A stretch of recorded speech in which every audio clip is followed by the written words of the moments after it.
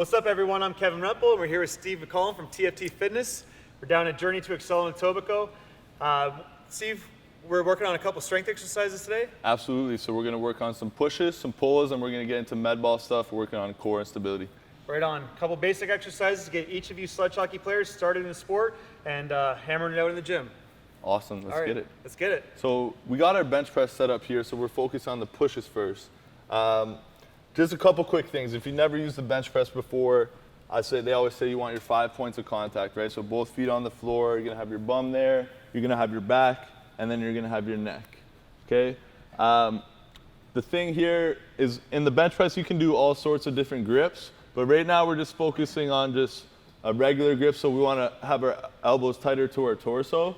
And what we want to do is just have our hands equal alignment on either side of the bar, okay? And then as we're coming up here, I'm going to set my shoulder blades back into the bench. A common mistake is people think that they need to have everything forward, but really what we're trying to do is pull our shoulder blades back.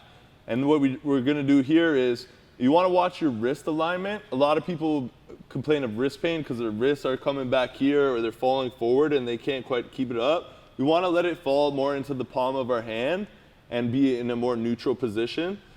Now what we want to do is pull this bar, I'm going to let the bar drop down right to the bottom of my chest.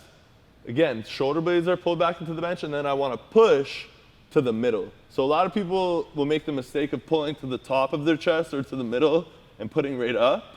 But what we want to do is pull down to the bottom and then push up to the middle. So a basic press exercise just to get everybody started with some chest work. Absolutely. Something that comes to mind, you've worked with a lot of players with disabilities. Yeah. I've seen this before. If you have any other feedback too, like for some players that don't have the ability or stability to stabilize themselves on the bench, like you might have a partner come here and just hold your leg beside you while you're on the bench, and then that way, if you're spina bifida, cerebral palsy, whatever it is, then you still stay strong in there and get your workout in. Absolutely, and if you really need to, you could always push things to the floor. You know, hop in that supine position, lying on your back, and you know you're gonna be a little bit more limited in your range of motion, but you're still gonna get a lot of gains. All right, so that's what do you say, a unilateral exercise? This is bilateral because we're using both arms at the same time. Okay, so another variation, if you have this shoulder instability, I found, because in sledge hockey, we're so dominant on one side only from how we typically will, if you're like shooting with your right, you're always pushing me to the left. Like I know my left lat is stronger. Yeah. So if we're doing a bench exercise for chest. So if we want to sort out those imbalances, what we're going to do is we're just going to pop over to a dumbbell, okay? And now this is what we're talking about, unilateral stuff. I'm not going to go too crazy here, but you grab a 30-pounder, and again, you're focusing on these same concepts. You know, you're having your feet, your butt, and your back all attached to the bench, the head's down. What I want to do with the dumbbell here is, because remember how I talked about keeping your elbow tighter to your torso? So a lot of people make the common mistake of pulling that elbow right down and putting a lot of stress and tension on the shoulder, which is the opposite of what we want to do as a sledge hockey player who's already has enough stress on the shoulder as it is. So again, we're pulling the shoulder blades back. We're going to tilt this to 45 degrees. That way I can keep my elbow tighter to my torso, and I'm actually going to get more activation in my chest as I push up. And what this is doing in this unilateral exercise here is we're getting a lot more core activation, but we're also able to strengthen and focus on the muscles on one side. That way we can sort out any imbalances we might have as an athlete. Yeah, I definitely found that that's like one of the best ways to help find my weakness. Yeah. Because on the ice, you just feel like, oh, I'm just one continuous motion here. But what you don't realize sometimes when you're on the ice is like when you're turning, for example, like you just naturally will turn one way better than the other, or accelerate from a 0 to 60. Yeah. But depending on which side you're carrying the puck on, this will help start to like define where you need to work on your strength, and then. Yeah. Unilateral? I forget. Yeah, this one's unilateral, that one's bilateral. Think bi is like 2, you got both, and uni is like 1. So, you know, I love that line. It's like I'm already good, I'm working on my left. Sometimes we have to focus on our weaknesses in order to really, truly become great, especially as an athlete. You got it.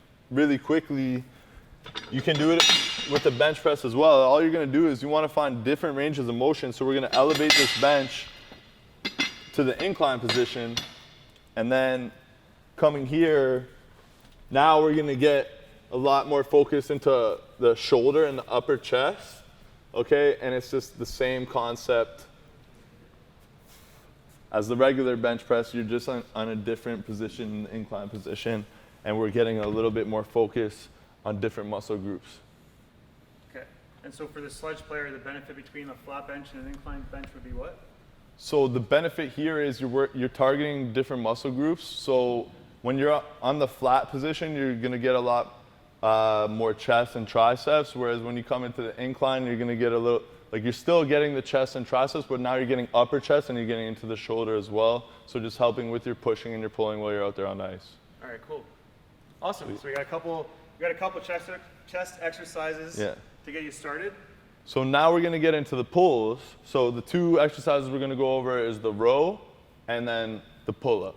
Okay, so we'll start with the row, and I love this one. It's called the Batwing Row, and this is, again, we talked about doing that unilateral work. So for the Batwing Row, Kev, I could actually get you to do it and just walk you through here. So if you could grab, so you're gonna grab the dumbbells where you're gonna actually face this way, right? So we're gonna be like this. 30s, bro. How big do you think I am? Oh, you're jacked, man. Let's go. Right? And we call it the Batwing Row because we're focusing on one arm at a time, so you kind of like bat-winged at one side. So what you want to do is you're going to keep one side contracted the whole time. Right? So that elbow's going to be up nice and tucked tight to the torso. And what you're going to do here is drive the other one up, right? And then slowly release the eccentric 1, 2, 3 seconds down, and then drive it back up again. Right? And you can rest your head there, right? And you can see, what we want to see here is he wants to pull these shoulder blades back and get this contraction at the back, right? Keeping that elbow nice and tight and tucked. And this is a great pulling exercise as you're working on your lats, right? Your triceps. We're doing it all here. He's got to work on his grip strength to hold those dumbbells. You could also do it with fat grips if you like. And again, you want to do it with a nice low weight to make sure you're getting the full range of motion, as opposed to going really heavy and getting kind of jerky with it. Cool. Right on, man. Did you do both sides? We want to make sure you're even. No, I got like 5 or 6 on my left and 5 or 6 on my right. Perfect. How did it feel? It's good. Like, I'm so used to doing just bent over row, like kneeling. Right. Grab like a 60 or 70 or something, one arm at a time. Right. But the eccentric there is really good on like tiring out the muscle. Like you said, the grip strength on holding the other one will help anything to do with like holding a sledge stick or getting a tighter shot. And again, like, don't get me wrong, the bent over row is an equally valuable exercise. This is just a different option. I like to isolate each side. Mm-hmm. When we're pulling in the sledge position, you got to think your hands are in a neutral position as opposed to being pronated or supinated. Supinated is when your palms are up, pronated, palms down. So just for the ideal position for a sledge athlete would be in that neutral position. So what we'll do is pop these rings up. I should do this before. Okay, we want to make sure they're nice and even. So again, what we talked about here earlier is, setting our scaps. So that's huge in this one. So before we go, we got to set our scaps. And then what we want to do is think about just driving our elbows down and pulling ourselves up. And again, in this exercise, it's great because not only can you add weight, like a weight vest or a chain belt, which we have both. I don't know, we could show them after. But the great thing about this is you can add eccentrics to it. So you can pause at the top. You can do isometrics, hold it for like 5 seconds, or even just controlling it on the way down. And for a beginner who hasn't done one before, or say you're not able to do your first pull-up, is you can get a bench or something to help you pop up to the top and then just work on loading the eccentrics. See how I'm just coming down nice and slow? Right? And then say you reset, just jump up there again and go nice and slow. If you want, you try that one out. Yeah. Well, I've seen a lot of like sledge players too. Yeah, like you said, if they can't reach it, either they're in the wheelchair, they prop up. Yeah, so we have lower rings here. We put them nice and low. Whatever variation you need. you can still do it. I've even put the bar on the rack, and guys have done pull-ups or chin-ups from the bar. Yeah. This, not everyone's gonna have the rings. So if you need to do chin-ups or pull-ups, this chin-ups, pull-up grip there is super valuable. Any variation you can kind of find. Yeah, exactly. Help. This is just the optimal variation. That's it. Right, and you see how he's coming all the way down. There's no bend, but he's keeping his shoulder blades set so he can get that lat engagement and pulling his chin all the way over. One thing that I found, I'll never forget, like in 2010, my first year with Team Canada is when we were doing testing for pull-ups. I was only doing them like halfway, so like you get up here and then you stop here. And come back down, And then like they weren't counting. Yeah. I did like 10 and I got counted for like 4. Yeah. Oh, I got so pissed. Yeah. But that's, what are any thoughts that you might have on like the range of motion? I mean, from that day forward, I never wanted to let a pull-up go halfway. Yeah. I think the most important thing is you don't want to do things that you're not good at, and a lot of people can't get all the way down and then get back up again. But you have to think about it in the long term. You're getting more value when you go through the full range of motion. You're getting more lat activation. You're starting to understand that the pull on the way up is coming from more than just your biceps. And when you start to put that together, you're going to add way more value to your game. If you work on eccentrics, if you work even on like an exercise like a push press where you're just pushing dumbbells up to the sky, or a military press, all this stuff is going to lead you to be able to do a chin up. And I could just show you something real quick. If you don't have the strength to pull yourself up right away, you can grab a band, wrap it around the chin up bar, put your knee in, and then this is like having a spotter, right? Like look at this, I could just bang these out like butter, right? And I'm going through the full range of motion, but I don't have to worry about only being able to do one or if not even 1 rep or 0 reps or whatever. Yeah, if you need a band, don't be ashamed about it. No. I found too, like even when I had the strength to pull maybe like 10 reps on my own, I would have the band there just to help me with the last 2 to get a couple more. If you need a second to take the break, hook the band on, and then get your last 2, and then finish out your set. One thing I teach the guys is if you want to be great, you have to put your ego aside. You're not always going to be banging heavy weights every day. You have to focus on the little things that are going to help elevate your game. And going through the full range of motion on exercise is going to be more valuable to you than adding 10 or 20 pounds and not doing it properly or not doing it effectively. Yeah. But I think we should go over the push-up would be a good one just for... Yeah, because anybody in Sledge can get up, down on the ground and do some push-ups. Absolutely. So again, here, any variation will do. If you can't do a push-up, as opposed to doing them from your knees right away, I like to refer to my man Jacob Harden. He'll teach you that. I could show you right here. You just do it on a bar, on an incline, right? So this is just a regression to the regular push-up, just for those who aren't able to do a push-up right away. Just leaning halfway, 45-degree angle. Right, and then the lower you put the bar, then the harder it's gonna get. Julie, maybe come back over here, and then we'll just get you to come in and just say that again. Right. So it's, well, you can even go from like the bar to the bench there, right? Yeah. And just say again if you like for the push-up. Yeah. So if you're unable to do a push-up fully right away, as opposed to going to the knee, I think it's a little bit more valuable to go from an incline position, right? Where you can stay forward, again, keeping those shoulder blades set back, elbows tight to the torso, getting that chest activation, and the lower you put the bar, the harder it'll be until you progress into the actual push-up. Yeah. So when we're doing the push-up, a lot of the common mistakes you'll see are people coming out wide and, getting too much stress on the shoulders, again, just like the bench press that we talked about, or they'll be too close and, it's all going to their triceps. I mean, you got to understand what are you doing and what is the value. So right now we want to focus on pushing in our chest and our triceps. So we want to stack our joints. I tell everyone stack the joints, shoulders, elbow, wrist, right here, right? Everything stacked. And that way I know I'm going to pull my shoulder blades back, just like we talked about in the bench press, and then keeping those elbows tight to my torso and fully extending to the top. So coming down under control and fully extending at the top there. And so once you progress maybe from the bar, if you can't get down to the ground, to just do it on the knees? Yeah, Up, you can also do it from the knees, but again, another thing is a lot of people will tend to have their hips back. You want to make sure you're getting your hips over and forward. Again, stacking those joints, keeping it nice and tight, and up here as well. Right on. There's so many players that I know they need to do it from their knees. Yeah. Just because they don't have the stability or something in their legs. And just for today, should we show them an explosive push-up? I think it's for sledge guys. This is, if they can bang a bunch of push-ups. And even Kev, I'd love to see you get doing these because I know you still got a bunch of gas in the tank.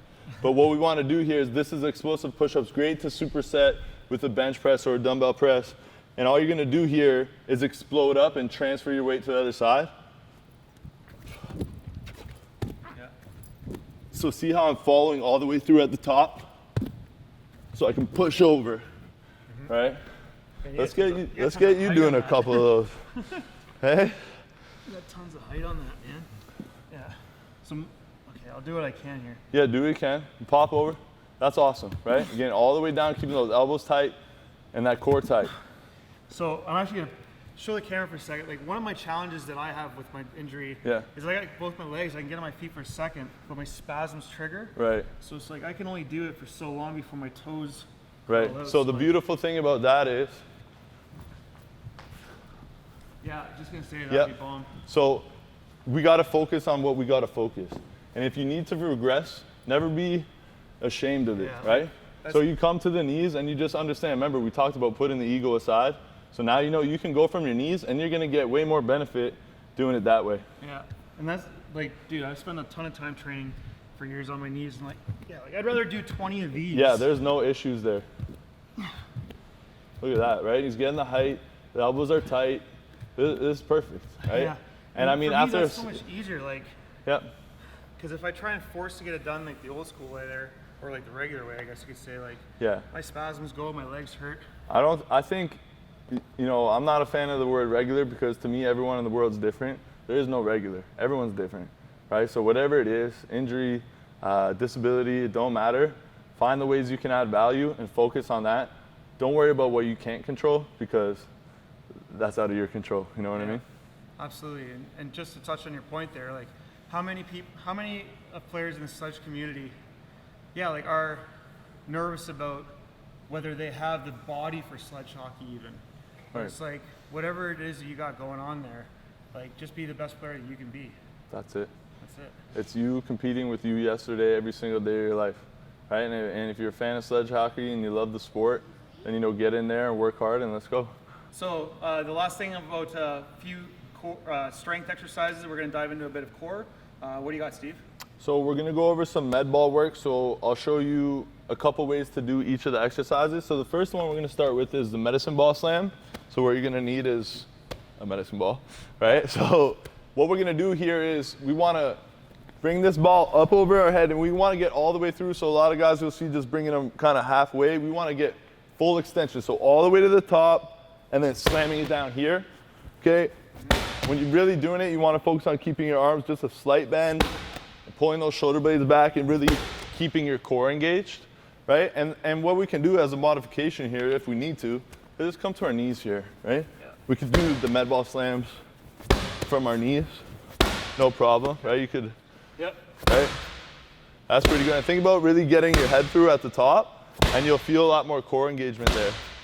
Yeah, I found this really good, like to pay attention to activate your glutes. Yeah, this is huge for activating your glutes. If you can, dig your toes into the floor so you can keep them activated, but otherwise just really focus on keeping that core tight and the glutes activated throughout the whole exercise.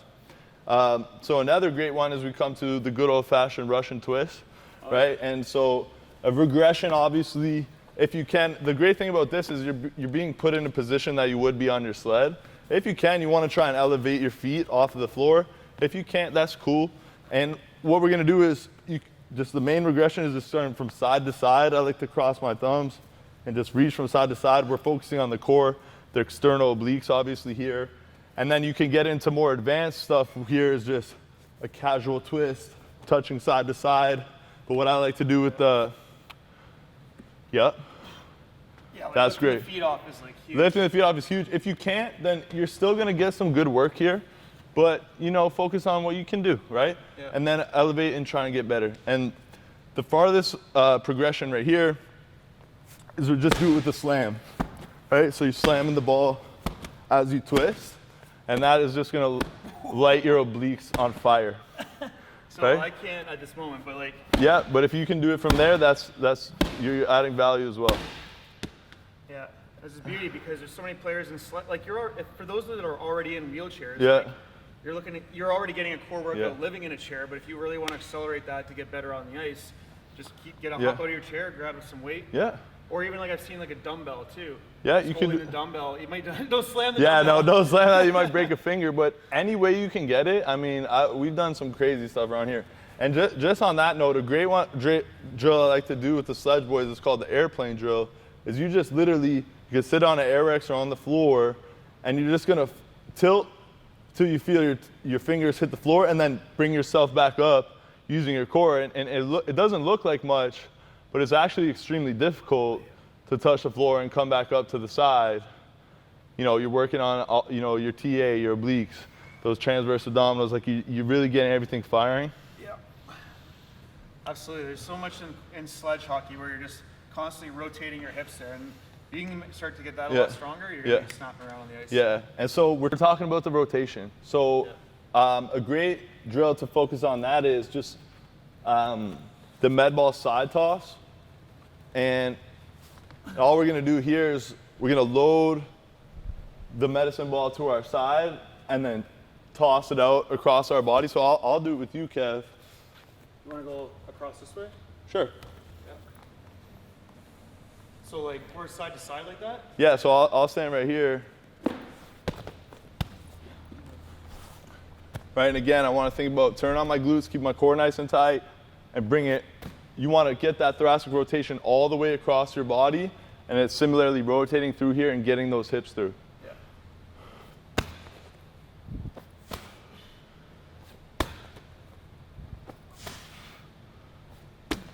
Perfect. And then another great one is the chest pass, right? So we're talking about just nice and tall, explosive too. Yeah, I'm gonna back up a bit. Yeah. I don't want you to take me out here, Kev. All right. That's it. Great job. And now, right now we're focusing here on pulling our shoulder blades back, and again, following through with the chest and following through with our hands where we want it to go. Don't finish too early. Right, that's how you get that power. And then what you can do is you can also, we talked about being unilateral work, so you can do a one-arm press where you just follow through with one arm, like guide it, have it there to guide, but you follow through with a one-arm press. This is just an advanced way to do it. Oh yeah. Right? My left one's so weak. Yeah, and then you do your left. And you just have to guide it, right? You really have to guide it with the left, right there. Same thing with the right. We could do this all day.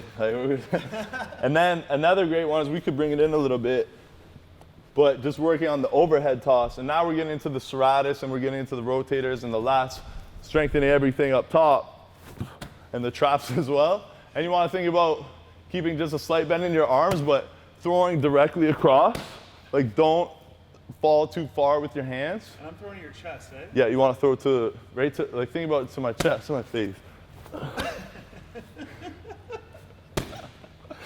Well, it was hitting me in the nose, and I'm like, Well, I don't no, know. it's because I want you want to throw it directly across.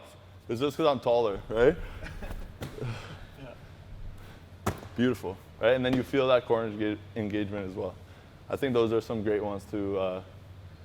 Yeah, anybody in a sled or sorry, in a chair or not in a chair, standing or kneeling can all fire up their core and their glutes with those exercises. And Yeah. if you can always tie in some core strength Right. into any workout, is always going to help you out on the ice. Yeah, like you said, again, with those ones, the progression is, standing up and doing it from there. If you have to go down to your knees or to the floor or sitting, whatever you have to do, just get the work in. Sick. Awesome. So to recap, basically we just took you through a couple of foundational exercises. If you want to dive into the gym for Sledge, people always ask about push and pull. The push exercises, simply just like a bench with the bar, and then go hop over to an incline, work on isolating the shoulders with a couple dumbbells, and doing the pulls, the batwing. Yeah, we did the batwing pose, yeah. With some eccentric movement down. Then hop over, you can do some pull-ups. Everybody's got to learn how to do some pull-ups in sledge hockey. If you can do them with the rings, that's great. You could try some explosive push-ups. We got some core workout in. Yeah, we did with those medicine balls there. Yeah, a little bit of explosion. Yeah, absolutely. Working And on the explosiveness and the stability. just find your variation with a couple of those. You'll be off to the races in Sledge, and get yourself some strength to go out there and score some goals. Let's go. Let's make it happen. Woo! Gangs gang. Gang, gang. Let's go.